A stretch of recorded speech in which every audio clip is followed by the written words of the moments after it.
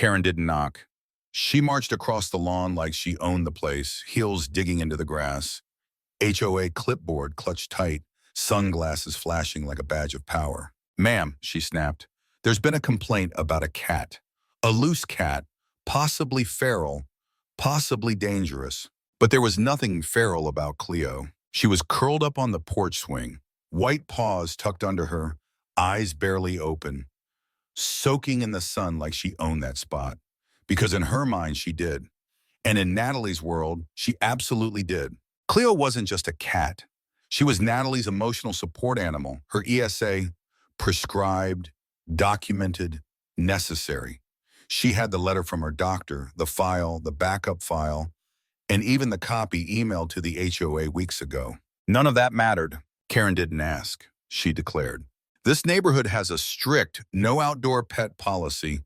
No exceptions," she said. "You'll need to remove her by end of week, or we'll escalate." Natalie didn't yell. She didn't argue. Not then. Instead, she did what she always did when her chest tightened and the edges of her vision started to shimmer. She sat next to Cleo, pressed her palm against that warm, purring body, and breathed. 1, 2, 3. She had survived worse. Divorce, relapse, Hurricane Florence. A year ago, she'd lost her home in the storm, moved inland, scrambled to buy a house with what little was left. The HOA wasn't ideal, but the market was brutal. The yard was big, the house was clean, and for a moment she thought maybe, just maybe, this would be peace. But then came Karen. Karen, the HOA president. Karen, the self-appointed enforcer. Karen, who printed violation notices from her home office like they were coupons. This wasn't the first neighbor Karen had targeted, but it was the first time she went after someone's medicine. Natalie tried to explain. "She's not just a pet," she said softly. "She keeps me stable. I have clinical anxiety, panic disorder, the letters from my physician." Karen didn't flinch. She just lifted her phone and smirked. "Well, I asked ChatGPT about it, and according to AI, chickens, cats, emotional support fish, it's all the same if it violates HOA rules. You're still subject to fines." Natalie blinked. "Did you just say ChatGPT?" Karen nodded. "It's very advanced." Then she walked off, like she'd just won something. It had been 6 months since Natalie moved into Willow Creek Estates, a name far fancier than the cramped ranch-style homes and mismatched fences suggested. The neighborhood was quiet, trees lined the sidewalks, retired couples tended flower beds, kids biked in circles until the sun dipped low. But for Natalie, it had been chaos ever since that first morning she woke up in her new home. The walls still smelled like fresh paint. The moving boxes sat unopened in the living room. And outside, the world felt still, too still.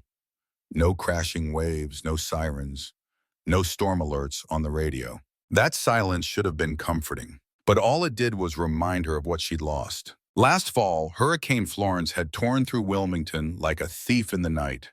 Her apartment, on the second floor of a charming beachside duplex, was declared uninhabitable within hours.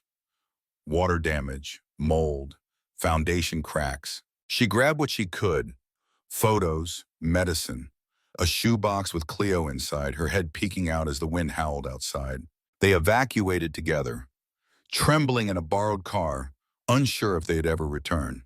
They didn't. Natalie found the Willow Creek listing online 3 weeks later. It was the only home in her price range that didn't require major repairs or a 2-hour commute. She made an offer that night, moved in 2 weeks later, alone. Cleo had adjusted first. She prowled the windowsills like a queen surveying her new kingdom. She found the best spots of sunlight, the coolest tile near the kitchen, and a patch of wild lavender by the fence she claimed as hers. For Natalie, adjusting wasn't so simple. She worked from home, freelance editing for academic journals, a job that didn't require phone calls, meetings, or small talk. That was intentional. Some mornings it still took an hour to get out of bed. Some nights, the silence triggered the same panic as hurricane winds. But Cleo was always there, not just there, but aware. When her chest tightened, Cleo was already curling into her lap. When she couldn't breathe, Cleo's low purring synced with her heartbeat, slowed it, grounded it. No pill had ever worked like that. No therapist could replicate it. Which is why her doctor, Dr. Levine, wrote the letter without hesitation. Chronic anxiety, panic disorder, secondary to traumatic displacement, it read. In my medical opinion, the patient benefits substantially from continued companionship with her emotional support animal, a domestic feline named Cleo. Natalie filed the paperwork with the HOA the same week she moved in, sent a copy to their email, even hand-delivered a printout with her signature and contact info. No one responded, not a single word. No approval, no rejection, just silence. So she assumed they were fine with it until Karen showed up. That first month, the notices were mild. A warning about the trash can being visible from the curb, a complaint about overgrown vegetation, even though the grass was mowed weekly. But then came the accusation, unauthorized animal on premises. It was taped to her door in bold red ink. Natalie was stunned. She replied with the ESA letter again, emailed Karen directly, even attached photos of Cleo lounging peacefully on the porch, wearing her tiny ESA vest. Again, silence, until now. Now Karen had come to her door, declared Cleo a pet, cited AI support, and told her to get rid of the cat that kept her sane. Natalie stared at Cleo that evening as the sun dipped behind the trees. She should be filing a formal complaint, calling a lawyer, demanding a hearing. But instead, she just whispered, "Don't worry, I'm not letting them take you." And Cleo purred, like she understood. The next letter wasn't taped to the door. It was shoved into the mailbox, folded twice, printed on official HOA letterhead, with a digital signature that meant nothing but felt threatening all the same. Final notice, ESA status not recognized. Animal must be removed within 72 hours or fines will apply. Natalie read it 3 times. The phrasing was cold, legalistic. But what stung most was the sentence at the bottom. Cats, regardless of emotional classification, are classified as domestic pets under HOA Bylaw 6.3. Outdoor access is strictly prohibited. She stood in her kitchen, shaking. Cleo rubbed against her legs, completely unaware that her existence had been deemed illegal. That night, Natalie called Dr. Levine. She explained everything. The silence, the threats, the AI excuse, and now the demand. "I'll call them," Dr. Levine said. "This is discrimination. You're protected under federal law. ESA animals are not pets in the eyes of the Fair Housing Act." But Natalie had already heard it in Karen's voice. This wasn't about laws. It was about control. 2 days later, a white SUV pulled up in front of the house. The engine stayed running. A woman stepped out, wearing a vest that read Animal Control County Services. Natalie's heart stopped. She rushed outside. "Excuse me, can I help you?" The officer looked surprised. She glanced at her clipboard, then back at Natalie. I was told there's a loose animal here, possibly a stray. White domestic cat, no collar." Natalie pointed at Cleo, who was sitting on the porch like always, tail flicking lazily. "She's mine, registered ESA. You can see the paperwork." The woman hesitated. "Look, I don't make the reports. I just respond to them. But someone's been logging repeated complaints, same address, same description." Natalie showed her the letter, the file, the photos, even the ESA tag on Cleo's collar. The officer nodded. "She's clearly cared for. I'll close the case." She drove off. But Karen wasn't done. The next morning, Cleo didn't come when Natalie opened the door. At first, she thought nothing of it. Maybe she was behind the shed, maybe sunbathing by the back fence. Natalie circled the yard, called her name, shook the treat bag. Nothing. She searched the neighbor's bushes, the storm drain, the lavender patch by the garage. Still nothing. By noon, panic had set in. She called animal control. The pound, every nearby shelter. She even posted on Nextdoor. Missing ESA cat, white, small, green collar, extremely friendly. And beneath it, just in case, disappeared after HOA confrontation. Please help. She didn't want to believe it, couldn't. But the timing was impossible to ignore. She hadn't even printed the flyers yet when Karen showed up again. This time, arms crossed, standing just past the fence line like a warden doing roll call. "Still can't find your little emotional crutch?" she asked, voice syrupy. Natalie stared at her. "What did you do?" Karen smiled. "I didn't touch anything, but maybe if you'd followed the rules, she'd still be around." Then she walked off. Not a confession, but close. Natalie collapsed on the porch. Her breath came in short, shallow bursts. The ground spun. She reached for the inhaler, but she'd left it in the kitchen. Her chest seized. Then something soft brushed her ankle. She looked down. It wasn't Cleo. It was a slip of paper fluttering across the patio tiles, torn from the HOA handbook. Section 6.3. Unauthorized animals may be reported for removal by any board member if deemed disruptive or improperly housed. At the bottom in black Sharpie, you were warned. Natalie clenched the paper in her fist. This wasn't about a cat anymore. It was personal. Karen had taken something irreplaceable, something vital, and she'd made it a game. But Natalie wasn't playing anymore. 3 days passed. No Cleo, no updates, only silence. Except from Karen. She strutted down the sidewalk every morning with her oversized sunglasses and her iced latte, humming as if she'd just won a war. Natalie didn't cry anymore. She researched the Fair Housing Act, Section 504, ESA precedents. She knew the law better than most attorneys by the end of that third day. And by nightfall, she found something better than a loophole. She found a contact. Her older sister, Claire, had married into the type of family that never had to worry about HOAs or emotional support letters. But Claire also had something, or rather someone, that Natalie needed now. Someone she'd never wanted to call. Samantha Knox, Federal Housing Rights Compliance Officer, Region 4. Claire's college roommate. They hadn't spoken in years, not since graduation. But when Natalie hit send on the email, she didn't expect a reply within 20 minutes. She got a phone call. "Miss Reed, I read your case. Do you have proof of denial?" Natalie opened her folder, clicked the mic. "I have printed rejection, recorded HOA statements, emails, a copy of the ESA letter, even the AI excuse." There was a pause. Then Samantha said, "You've got everything we need. Let's make this formal." 2 days later, a certified envelope arrived for Karen. Federal complaint of HOA discrimination. Title 8, Fair Housing Act violation. Karen didn't hum that morning. She stood in her driveway in a robe and slippers, flipping through the documents like they were written in a foreign language. That afternoon, she called an emergency HOA board meeting. But Natalie wasn't done. She knew federal action would take time. So she played her second card. There were security cameras, 3 of them, mounted on the back fence of the property behind hers. Natalie had never spoken to the owner, but she knew the address, and she knew how to knock. Mr. Morales opened the door, confused. "My cat disappeared last week," Natalie said. "I think someone took her. Your cameras might have seen something." He hesitated, looked her up and down, then sighed. "You're the one with the white cat? She was always sitting by your porch?" Natalie nodded. He didn't say anything else. Just walked back inside, came back with a USB stick, and handed it over. She watched the footage that night. The timestamp, 2:14 a.m., 2 days before. A figure in a hoodie crept along the fence line, stopped, reached over. The motion was quick, smooth, too smooth. And the last thing she saw was Cleo's tail disappearing under a gray blanket. Karen's porch light turned on 2 seconds later. Natalie hit pause. The next morning, she called the sheriff's office. They told her what she already knew.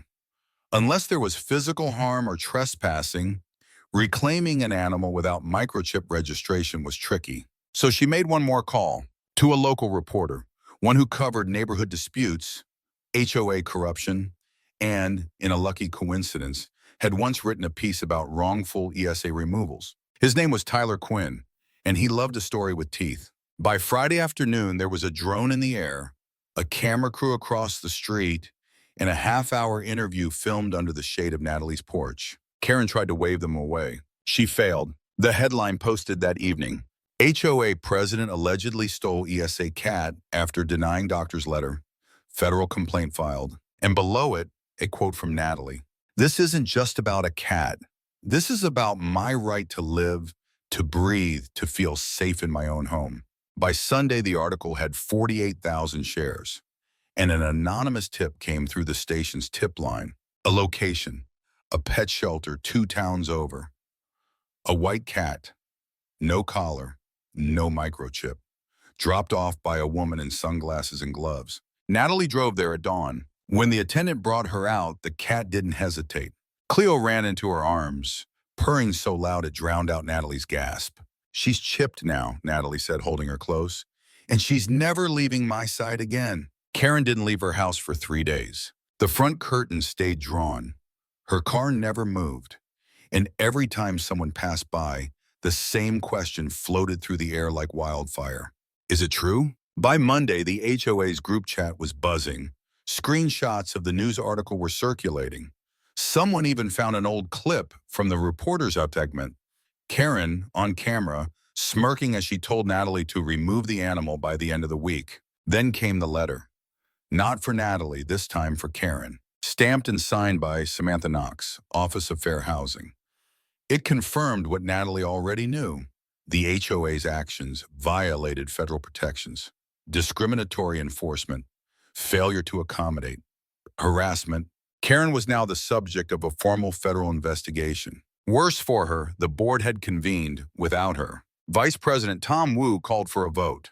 It was unanimous. Karen was suspended indefinitely from all HOA activity pending review. Her name was removed from all communications. Her access to HOA systems revoked. Her clipboard? Gone. But Natalie wasn't done watching from the sidelines. She filed a civil claim for emotional distress and unlawful seizure of property. Her lawyer, pro bono, recommended by the same journalist who covered the case, submitted the footage, the printed threats, and a psychological evaluation showing relapse in panic symptoms following Cleo's disappearance. The number wasn't small, 5 figures, possibly 6 if it went to court. Karen's response? Silence, then panic. She sent a written apology to Natalie, half-page typed, no signature. I regret any misunderstanding involving your pet. Natalie didn't respond. The damage was done, but so was the reckoning. Neighbors who once ignored her started waving when she watered her flowers. A woman down the street left a card on her porch that read, "We stand with you. That cat is family." Even the mailman asked, "She back home yet?" with a smile. Cleo, meanwhile, resumed her rightful place, the porch, the windowsill, Natalie's lap. Now with a shiny blue collar, a microchip, and the quiet aura of someone who'd been taken, but came back stronger. One evening as the sun dipped low, Natalie sat with her laptop open. An email came through. It was from Tyler Quinn, the reporter. Subject, update? He wanted to do a follow-up piece, maybe even a short video segment. Natalie stared at the screen, then glanced at Cleo, who was batting at a bug near the screen door. She thought about everything. The hurricane, the move, the silence, the moment Karen smirked, and the moment Cleo leapt back into her arms. She replied with just one sentence. Let's remind people what justice looks like. The drone footage opens on Willow Creek Estates, a quiet neighborhood, tree-lined streets, white fences, the kind of place you'd expect lemonade stands and porch swings, not lawsuits and federal violations. But under that calm veneer, something had changed. It wasn't loud, it didn't come with sirens or protest signs. It started with whispers, side glances, and then acknowledgement. Natalie had become visible, not in a spotlight way, not like Karen once was, waving to neighbors with her clipboard and power trip. No, Natalie's presence was different, quieter, realer. When she walked her block with Cleo nestled in a harness by her side, people smiled. A little longer than usual, a little more sincere. The same neighbors who never said a word now offered hellos. Some brought over cookies, some just stood on their porches and nodded. No one mentioned Karen, not directly, but her house stayed quiet, the yard overgrown, and the front door, once plastered with HOA bulletins, now bare. Cleo had reclaimed her porch, her patch of lavender, and Natalie had reclaimed something even more powerful. Her peace. She no longer jumped at the mail slot. She no longer checked the HOA portal in fear of a new violation. She no longer questioned whether her needs were too much, because they weren't. She knew that now. And maybe, just maybe, her story would help someone else believe the same. When the follow-up video aired, it was simple. Natalie didn't cry. She didn't rant. She told the truth. That after the storm, she had felt like debris. That after Cleo, she had felt grounded again. And that when someone tried to take that from her, she decided not to break, but to fight. People think emotional support animals are just an excuse, she said into the camera. They're not. They're lifelines. And no board, no bylaws, no Karen gets to decide if you're worthy of feeling safe. The clip went viral, not in a flashy, scandalous way, but in the kind of way that made people tag friends and say, this is exactly what happened to me. I thought I was the only one. Her courage gives me hope. A week later, the HOA board sent out a public statement. They acknowledged the error, announced updated guidelines for ESA accommodation, and most shocking of all, they invited residents to a new community forum on mental health awareness. Natalie didn't attend. She didn't need the applause. Instead, she sat on her porch, Cleo in her lap, sipping tea as the wind rustled the trees. A small voice, neighbor kid, probably 6 or 7, called from the sidewalk. "That your cat?" Natalie smiled. "Yeah, she's mine." The little boy nodded. "She looks like a hero." Natalie looked down. Cleo blinked slowly, her purse steady as a heartbeat. "She is," Natalie said, "and she always was."